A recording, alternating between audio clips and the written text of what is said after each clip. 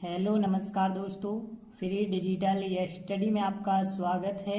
आप पढ़ रहे हैं कक्षा 12वीं एनसीईआरटी गणित, जिसमें आप अध्याय 2 प्रतिलोम त्रिकोणमितीय फलन की प्रश्नावली 2.1 के आगे का 11वां क्वेश्चन देखते हैं। तो देखिए 11वां क्वेश्चन है, निम्नलिखित के मान ज्ञात कीजिए। मतलब अभी तक हमने जो सवाल किया है उसमें tan इनवर्स 1 का अलग सवाल था, इसका अलग अलग 3 हमने सवाल किए थे, लेकिन अब तीनों का एक कॉम्बिनेशन आ गया है, 3 योग के रूप में दिए गए हैं। तब आप कैसे ज्ञात करेंगे? तो देखिए आपको पता होना चाहिए, जब भी हम ऐसे सवाल को हल करेंगे तो सबके आपको परिसर पता होना चाहिए। तो tan का परिसर क्या होता है? सबसे पहले तो आपको tan का पता होना चाहिए। tan का -90 से +90 होता है। साइन का भी देखें तो साइन का भी -90 से +90, लेकिन इसमें दोनों तरफ बड़े कोष्टक, इसमें दोनों तरफ छोटे कोष्टक। और यदि हम बात करें कॉस की, तो कॉस का जो परिसर होता है वो 0 से पाई और बड़े कोष्टक होते हैं। तो यहाँ पे हमने लिखा कि tan इनवर्स x का जो परिसर होता है वो -90 से +90 होता है, और cos इनवर्स x का जो परिसर होता है वो 0 से पाई तक होता है, 180 तक। साइन इनवर्स x का -90 और +90 के बीच होता है, लेकिन यहाँ पे ध्यान रखना बड़े कोष्टक मतलब -90 भी हो सकता है और +90 भी हो सकता है। तो अब देखिए, अब हमने जो सवाल लिखा, जो हमें सवाल दिया गया था tan इनवर्स 1, अब हम इनके फिर मान रखेंगे इनके परिसर के हिसाब से। cos इनवर्स -1/2, यहाँ पे प्लस साइन इनवर्स -1/2। तो देखिए कैसे मान रखते हैं।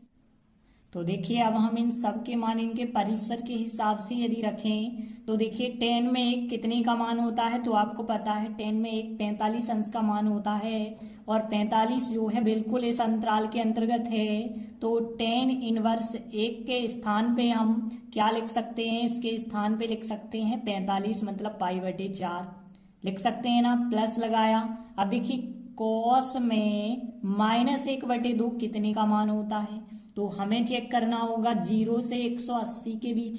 तो देखिए यदि 1/2 अकेला होता तो 1/2 तो हमें पता है cos 60 का मान होता है, 60 का मान होता है 1/2 प्लस का, लेकिन माइनस लग गया है तो यहाँ हमें पता है जो 60 का मान होता है वही 120 का मान होता है।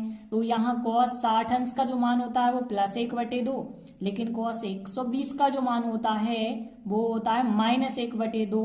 तो यह जो मान होगा कितने का मान होगा? 120 का।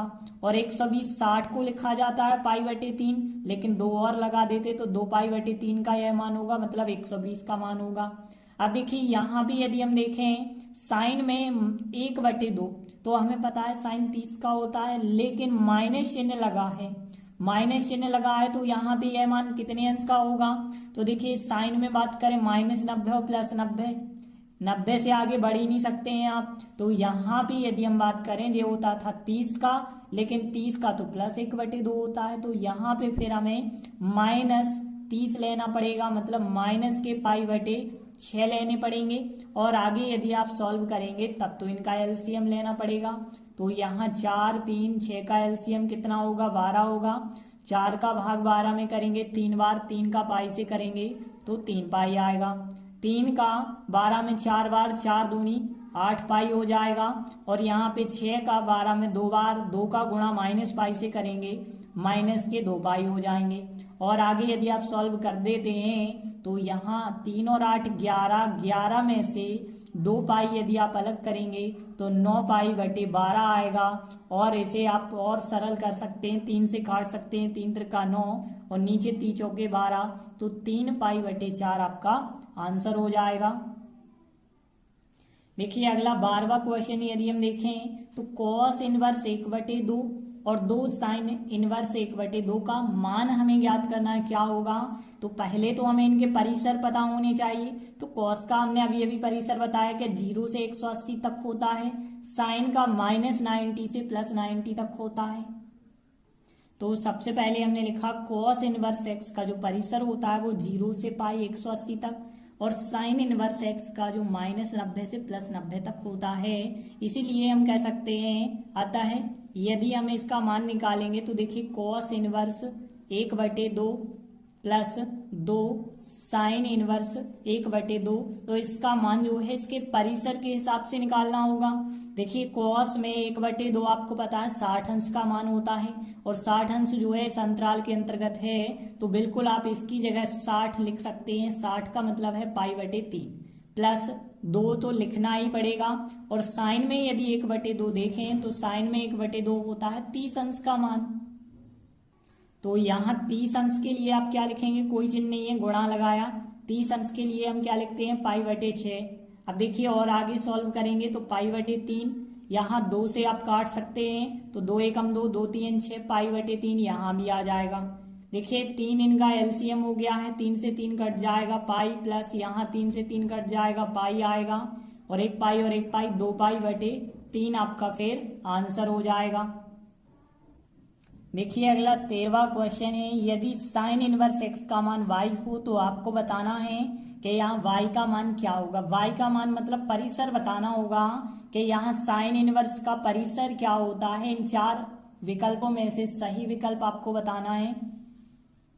तो देखिए हमें पता है चूंकि साइन इनवर्स x के मुख्य मान का जो परिसर होता है वो -90 से +90 तक होता है, और दोनों तरफ बड़े कोष्टक होते हैं। बड़े कोष्टक का मतलब यह संख्या भी शामिल होगी और यह संख्या भी शामिल होगी।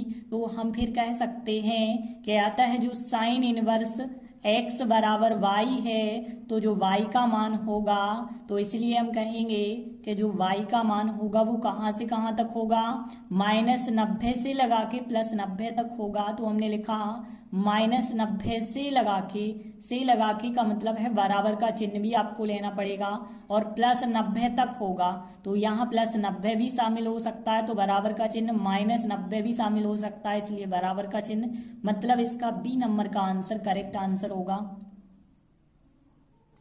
देखिए अगला सवाल है, tan इनवर्स करनी 3 माइनस sec इनवर्स -2 का मान बताना है, इनमें से क्या होगा।